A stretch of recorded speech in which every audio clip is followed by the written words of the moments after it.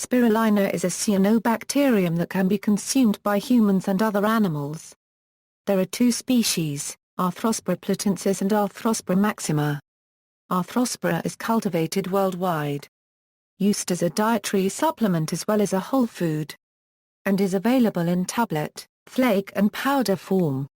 It is also used as a feed supplement in the aquaculture, aquarium and poultry industries. Etymology and ecology. The maxima and platensis species were once classified in the genus Spirulina. There is now agreement that they are in fact Arthrospira. Nevertheless, and somewhat confusingly, the older term Spirulina remains in use for historical reasons.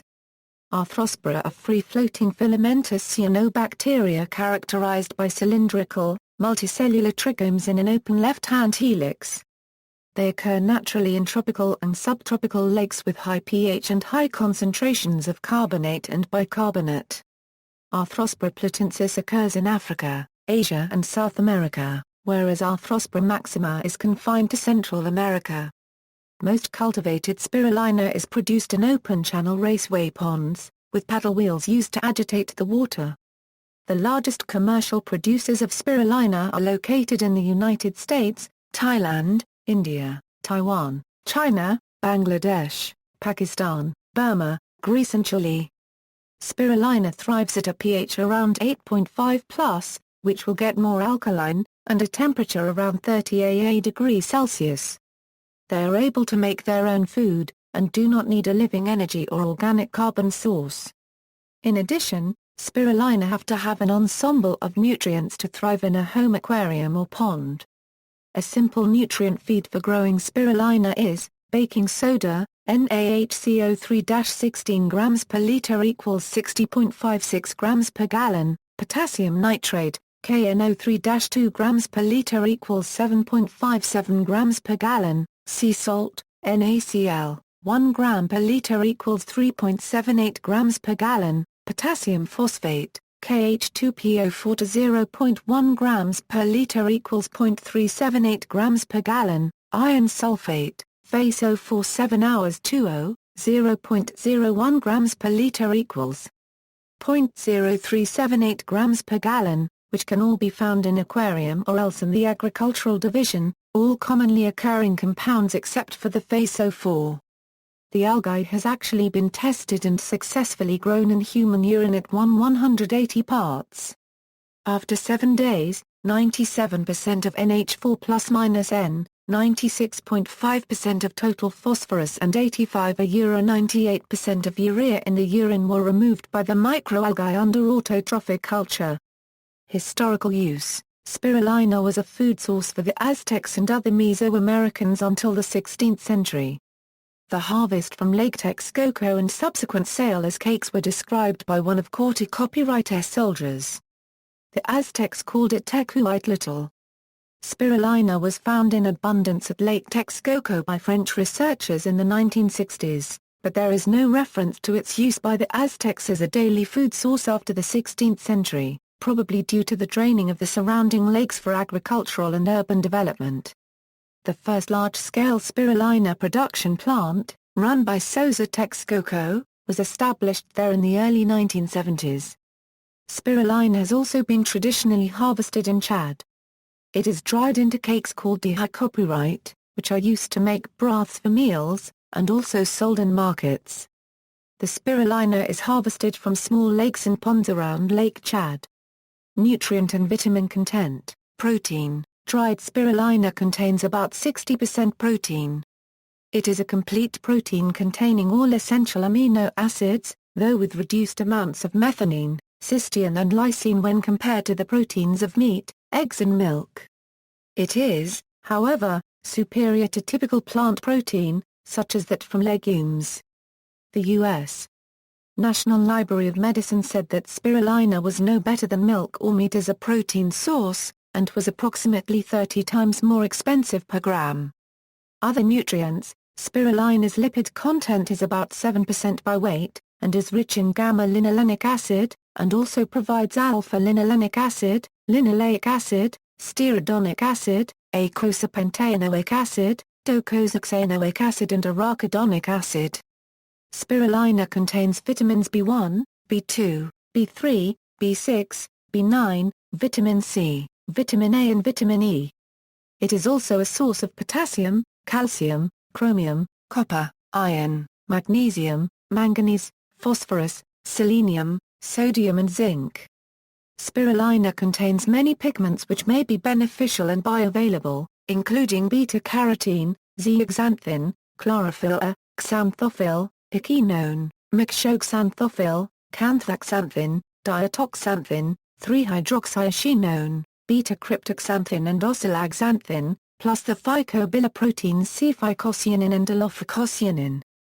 Vitamin B12 controversy. Spirulina is not considered to be a reliable source of vitamin B12. Spirulina supplements contain predominantly pseudovitamin B12, which is biologically inactive in humans. Companies which grow and market spirulina have claimed it to be a significant source of B12 on the basis of alternative, unpublished assays, although their claims are not accepted by independent scientific organizations. The American Dietetic Association and Dietitians of Canada in their position paper on vegetarian diets state that spirulina cannot be counted on as a reliable source of active vitamin B12. The medical literature similarly advises that spirulina is unsuitable as a source of B12.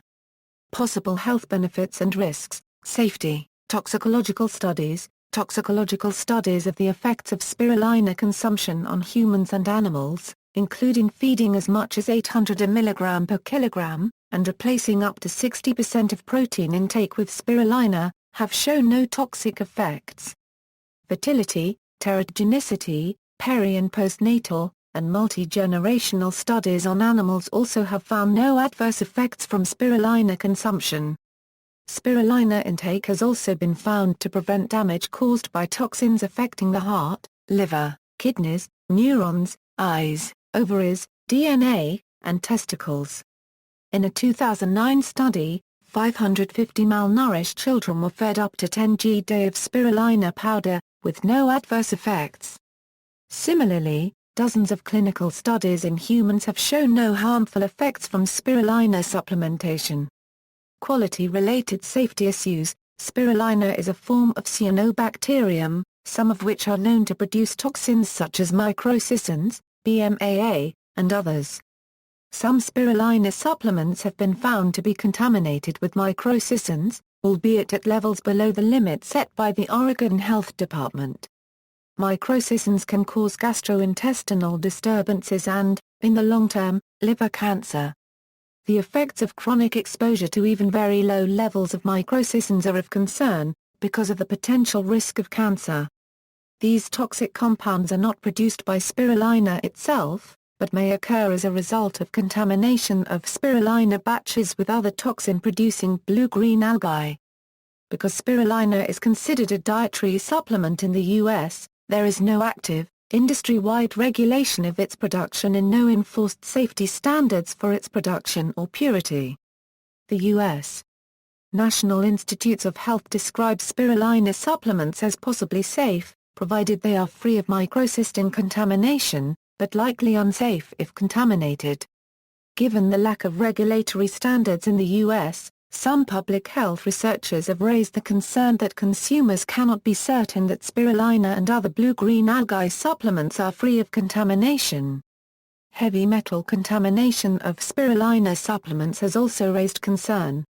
The Chinese State Food and Drug Administration reported that lead, mercury, and arsenic contamination was widespread in spirulina supplements marketed in China.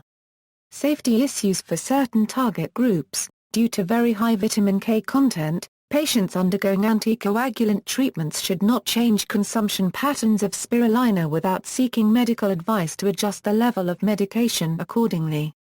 Like all protein-rich foods, spirulina contains the essential amino acid phenylalanine, which should be avoided by people who have phenylketonuria, a rare genetic disorder that prevents the body from metabolizing phenylalanine, which then builds up in the brain, causing damage. In vitro research, the primary active component of spirulina is phycocyanobacterium, which constitutes about 1% of spirulina by weight. This compound inhibits an ADPH oxidase. Spirulina has been studied in vitro against HIV, as an iron chelating agent, and as a radioprotective agent. Animal studies have evaluated spirulina in the prevention of chemotherapy-induced heart damage, stroke recovery, age-related declines in memory, diabetes mellitus, in amyotrophic lateral sclerosis, and in rodent models of hay fever.